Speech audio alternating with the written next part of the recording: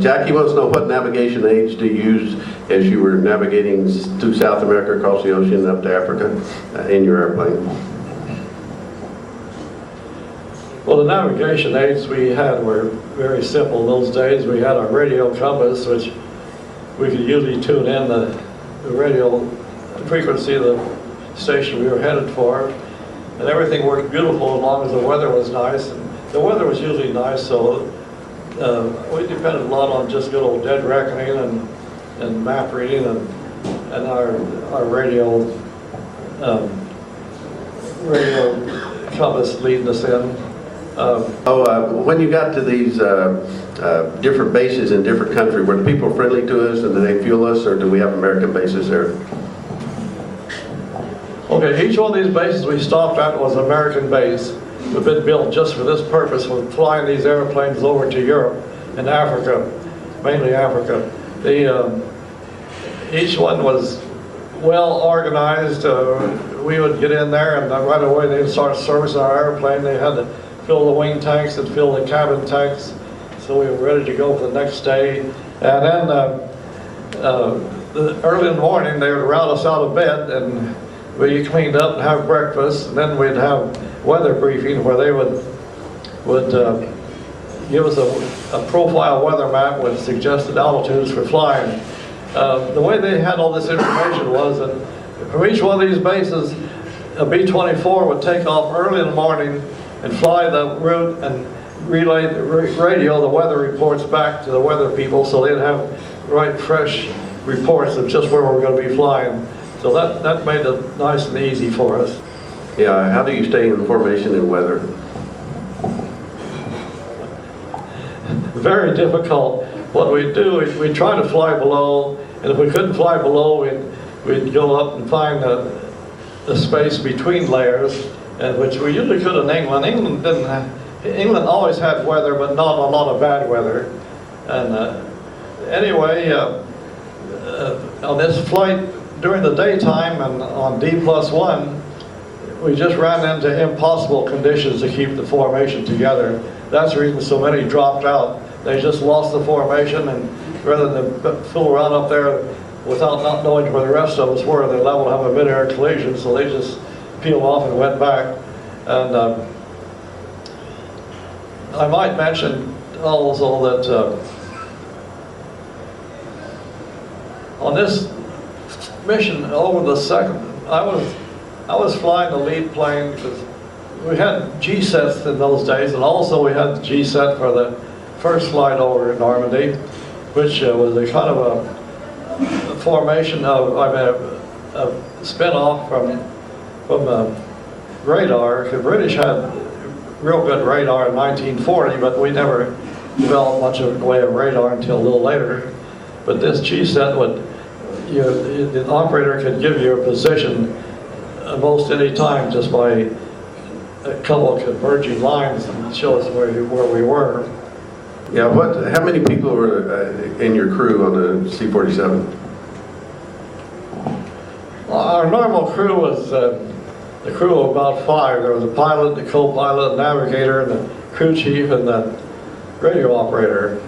However, like I said, in this one flight, this D+1, we had these 2 quartermaster people on each plane. In our plane, we had a lieutenant and a sergeant that made the flight. And the reason they were there is to help push these heavy bundles, about 400 pounds, out of this airplane and get them out through the door without themselves going out. And but anyway, that was the normal size. Yeah, what was your cruise speed as you were crossing the ocean? What? Your airspeed?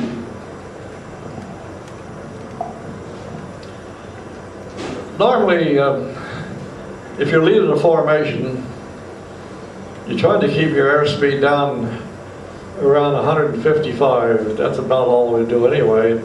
But when we were forming our formation, we'd have to fly at a slower speed than that, a little below 150, so the plane circling to catch up with us would know what speed we were traveling, so if they had to pour the coal to it and try to catch up, they would catch up with us doing 180 miles an hour, and all of a sudden start overrunning us But after quite a few practices, we had that all down pretty good, and the fellows did a good job.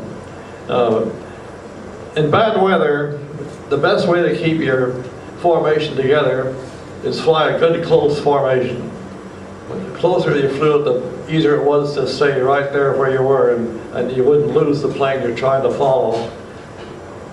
Yeah, Jack, this gentleman wants to know when you got married.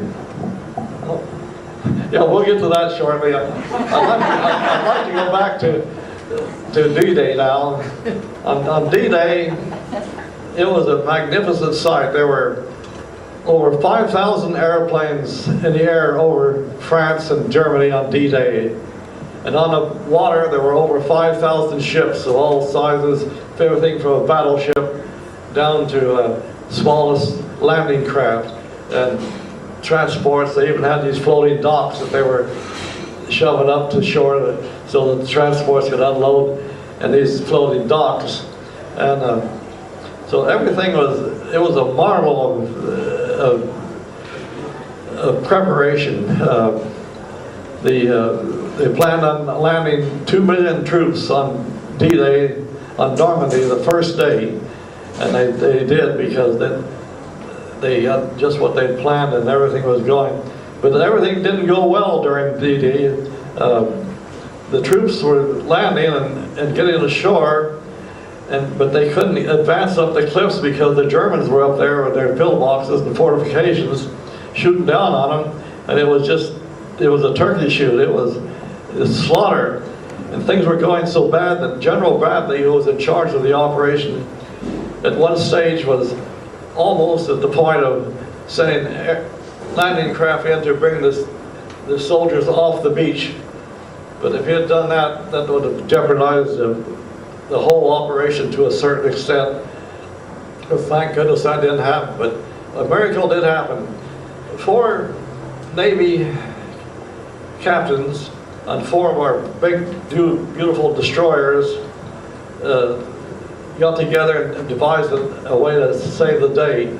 They spread across the width of the beach, Omaha Beach, and their plan was to go in on the beach just as far as they dare go at high tide, and then turn left, and then as soon as they did, they'd all start firing. And they fired those big 10-inch guns at all those German fortifications. And it was no time at all until all those Germans were completely out of action, and our troops were progressing up the cliffs, and things were beginning to go our way again. But that was really nip and tuck there for a while, and it shows you what people can do when they use their own volition and get their heads together and do something without waiting for some order to come down through channels that would have just jeopardized everything.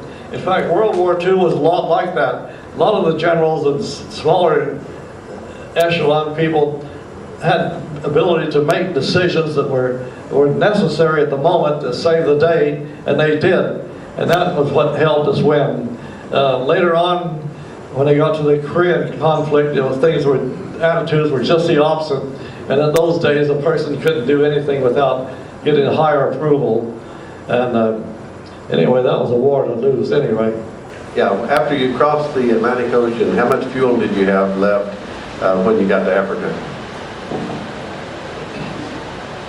Well, each stop it'd be pretty low on fuel, but we had enough fuel to get us safely to our destination if we didn't have any problem, which we didn't. And the one thing about flying in Africa, which was certainly new to us, you wonder about airports and strips. Well, once we got to Africa, the paved runways and paved landing strips were a thing of the past.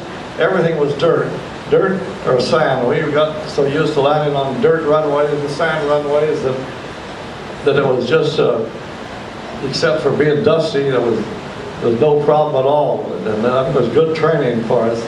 So it wasn't until we got to Sicily that we found a few paved runways. Jack, this has really been a good program. We really appreciate you talking to us. Well, I gotta tell